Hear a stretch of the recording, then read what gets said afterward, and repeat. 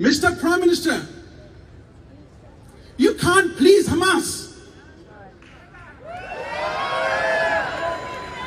You can't surrender to terrorists. Look, Hamas praise you. Your decision, political decision. We don't support you.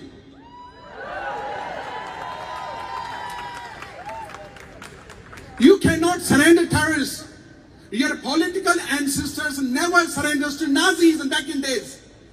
You can't surrender to today's Nazis, which is Hamas, Islamists. We want Israeli children back home, alive. Until that, we will never sleep in peace. Thank you very much. I'm Israel Khai. Well, the assumption, the prevailing assumption in this is that the problem that we have with the Palestinians is the absence of a Palestinian state. And if they were given a Palestinian state, they would stop the efforts to destroy the Jewish state. But the Palestinians were offered a state many times, including in the partition resolution, and they turned it down. They were offered statehood by my predecessors with lavish concessions. They turned it down. Because the Palestinians are not about creating a state, they're about destroying a state. That's why they opposed the Jewish national movement to create a state. It's called Zionism. They opposed it before the inception of the Jewish state, and they've opposed it since.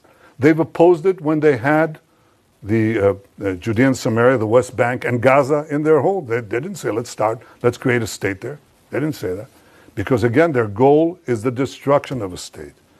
It defies imagination or understanding how intelligent people around the world, okay, including seasoned diplomats, government leaders, and respected journalists, fall for this absurdity.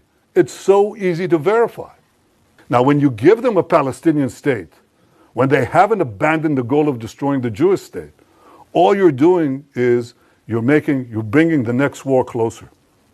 I think the solution to this problem is that the Palestinians should have all the powers to govern themselves in the places where they live and none of the powers to threaten Israel. They should obviously reform their whole education system.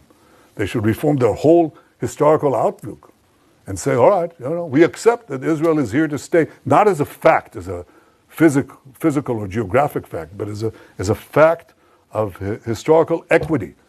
Again, we will not commit national suicide to get a good op-ed for 2 minutes.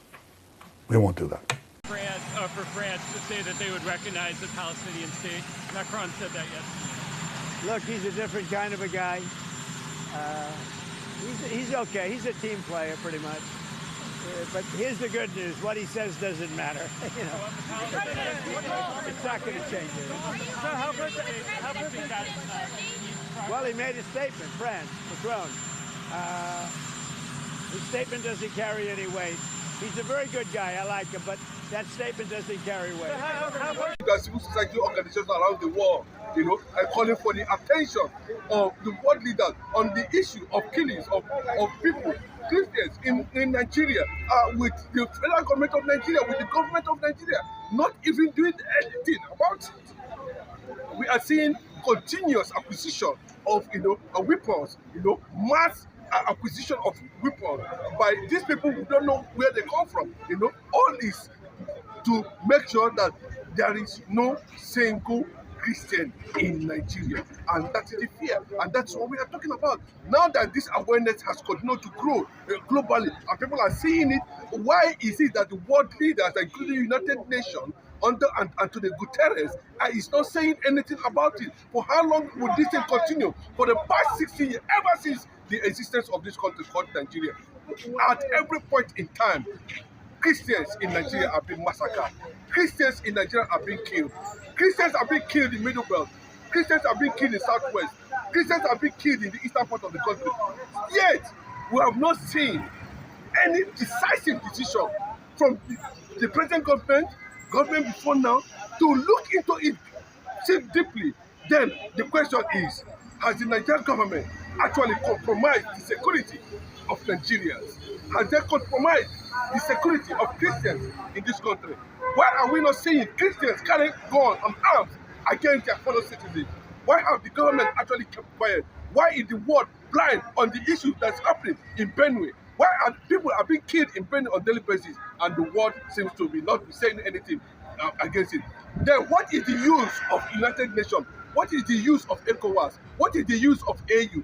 Why are these organizations, these blocs, silent over the atrocities that's happening in Nigeria? Well, just to put it very clear, I expected by now that the present president of Britain, Keir Starmer, would have at least sent delegates, sent people to investigate what is actually happening. Is it because it does not concern them? Now that the leadership of Nigeria, who are supposed to take the issue of security, seem to be looking the other way around.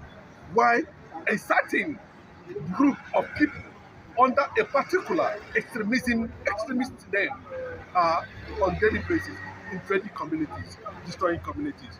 Why? If it is the issue that has to do with how definitely they want to conquer the entire Christian and of course impose extremism ideology on the rest of the people, forcing them to believe into maybe what they don't have. Is that the reason why has the world actually compromised to that extent?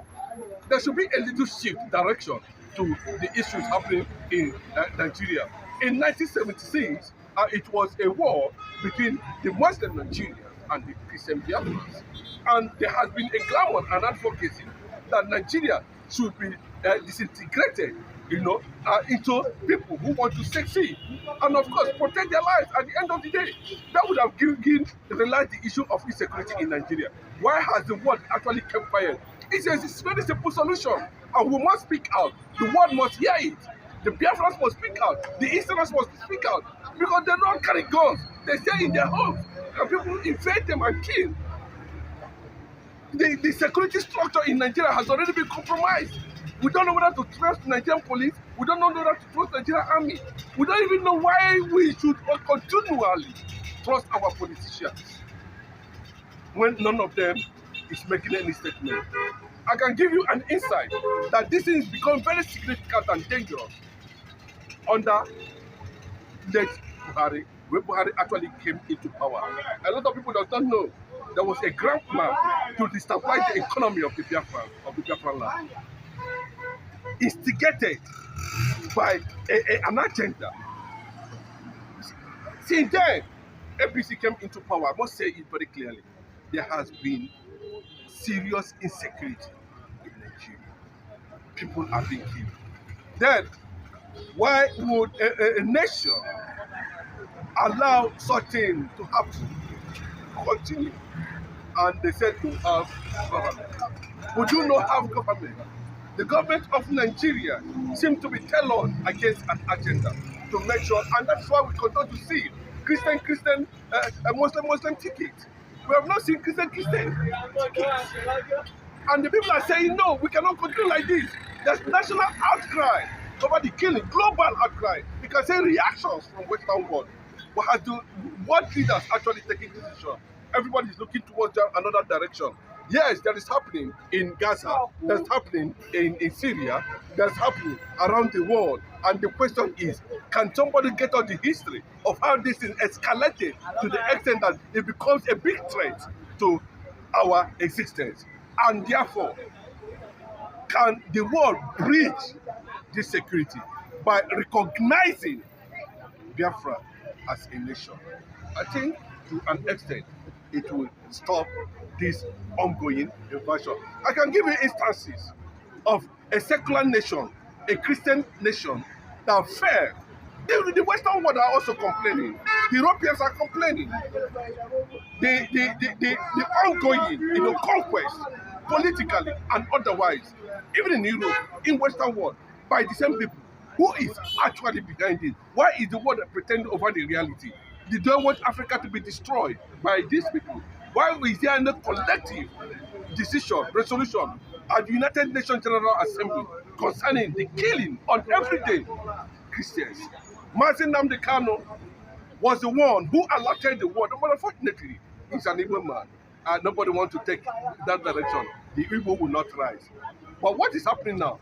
They are already signaling there's pressure in the White House now. There's pressure in the Oval Office. There's pressure on Donald Trump, to take a decisive decision before it will go out of hand, that they will start talking about humanitarian aid. Is it not time for the United Nations to come to and resolve the conflict? I think that's the reason why United Nations was formed. The United Nations was not formed for ceremony. The United Nations was not formed for to decorate these leaders everywhere, to sit on a round table where there's easy and enjoy themselves and talk and disappear.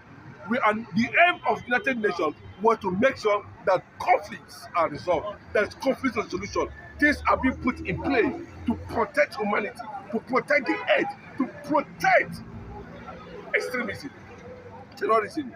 It is not a surprise when I see what the whole world is talking about now. Macron, France, I don't know what he means by that. We know what happened in October 7 in Israel. We know why America, the whole world is concentrating currently on Gaza. Yes, a single decision, a global decision on Gaza will stop whatever that's happening in Gaza currently now. Then why would people be aligning with the terrorists? Why would people be opening doors to an identified organization, Hamas, that's been seen on daily basis, targeting the destruction of Israel? Have they not been given an opportunity of statehood?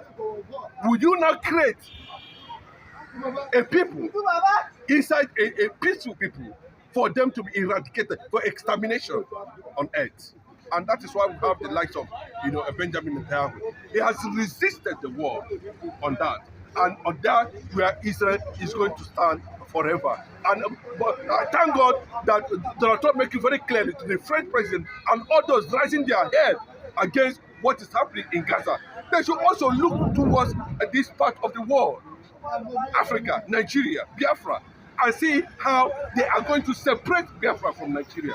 That's the only way there will be peace in this part of the world. There's no two ways about it. Keeping Mazin Nnamdi Kanu, silencing Simon Ekpa, silencing voices of resistance will not stop anything but reality on ground. And what is the reality on ground? The nation itself is due for disintegration. The nation itself is due for conflict resolution. The nation is due for dialogue. Nigerians cannot be dying under a nation that does not protect them. What's the essence of being in Nigeria when your life and property are not being guaranteed? Poverty, insecurity, on daily basis. The defense system has collapsed, cannot rise against the killing of their own citizens. Then we are not qualified to be a nation, and we cannot continue to pretend to be a nation. And that is why the whole world, the international community, the leaders of this world should look into, they cannot be bigger than Nigeria. Nigeria cannot be bigger than American decision. Nigeria cannot be bigger when the world leaders intervene. To set Nigeria aside, to separate Nigeria. Let those who believe in whatever they believe go on their way. And certain people are paying the price of bloodletting on daily basis simply because they are Nigerians, just because they are Nigerians. And that is what we are talking about. You can hear it very clearly. You can see it very clearly that there's nothing they can do about it. The silence of these politicians means a lot, interprets a lot, and sends a lot of signal to what is happening in Nigeria. The Christian community, the BFM, the Catholic organization, Pope, rise up. The Igbos are being massacred on daily basis in Imo State. The Igbos are being massacred in Enugu State on daily basis. The pretentious APC government will not tell us that they do not know what happened. They are the one that thrown the economy of the eastern Nigeria into coma, creating all manner of insecurity. The soldiers are there. Are they supposed to be there? A Igbo man is not be seen to be violent. They created the violence that's happening here. And thousands have continued, Igbo youth have continued to die. even when we do not have a complete fair share in the federal system of government of Nigeria. And why we are still asking, how long will this continue without the world intervention? Would they continue to look the other way around when the reality on ground, because we are Black Africa, and there's nobody who can rise up to defend a Black African? We saw what is happening in Burkina Faso. A man rose to defend his people. Who can the AU do that? Can the ECOWAS do that? And save these thousands of lives that are being killed in Nigeria on a daily basis, while Nigerians are being dragged into extreme poverty. P2B presidency cannot save anything. And that's the fact. Our security men are being sabotaged on a daily basis, killed. As a result of, they do not want this reality to be exposed to the entire world. And that's what we are talking about.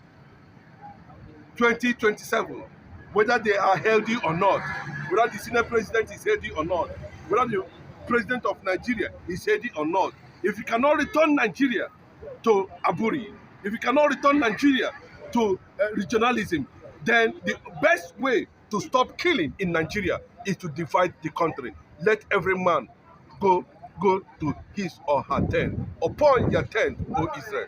And that is what it is going to be. If not, the uprising that is breathing will not be seen to be something the world will want to watch. Their silence means a lot and can be interpreted to be a sign of something. Nobody, the United Nations Secretary General Antonio Guterres, have not been able to say anything. We are seeking that the world leaders, Donald Trump and other leaders of the world, should come together and issue a statement. Yes, Donald Trump has been trying to say one or two things, but now we have a southern president who has sold the consciousness of the southern part of the country, including the Igbo people, to the Fulani. And there must be resistance to that regard. And that's the clear truth. There's Igbophobia everywhere. I can tell you, it tells no go area, no go area. Who tells you there's no go area? Nigeria was tailored and bred to fail as a nation. There's no two ways about it. And unfortunately, the leaders are working towards that direction without them knowing, or they are pretending not knowing, because every tribe, every region in this country want to step on the Igbo man to succeed, want to make use of the Igbo man to succeed. That is the picture, and that's what we are getting. Also, on that note, it is not by force. I do not know what Nigeria want to offer a Yoruba man that the Yoruba man cannot offer himself. I do not see what Nigeria as a nation can offer a Benue man that the Benue man cannot give himself. I do not see what this entity called Nigeria can offer an Igbo man that the Igbo man cannot offer himself. Instead of sacrificing our consciousness on the altar of bloodletting.